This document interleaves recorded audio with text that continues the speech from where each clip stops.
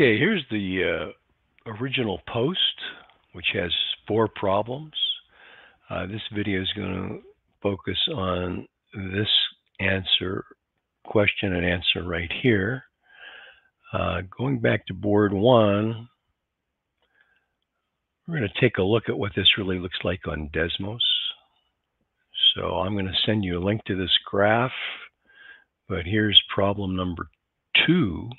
And if I expand the folder, there's the original problem, there's the derivative, and then there's different forms of the derivative as each one is simplified, but they all match this green dashed line.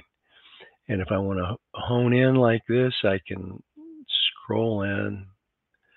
If I click the home button, it'll take you back to where you were.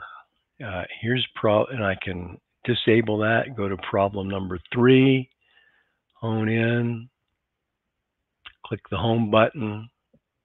You can take a look at all the steps that got us to the final answer. And here's the problem we're going to look at right now. If I want to hone in a little bit more, I can scroll in like that. But then if I go to a different problem, things aren't looking good until I click the home button and bring us in. Okay, so I just wanted you to see that. So let's go back to this problem.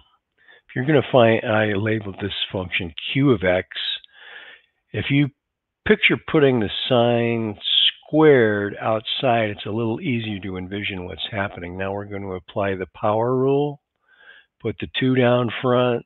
I have a feeling you had no problem doing that. Reduce the exponent by 1, multiply by the derivative of the inside. The derivative of the sine of anything is the cosine of the anything. But then we've got to take the derivative of the anything to apply the chain rule, giving us 6x out front. Now we could just write it as 12x times the sine of 3x squared minus 1 times the cosine of 3x squared minus 1. The question is, how do we get to this answer right here? Well, we're applying this double angle identity. The sine of twice an angle is equal to the 2 sine of the angle, cosine of the angle.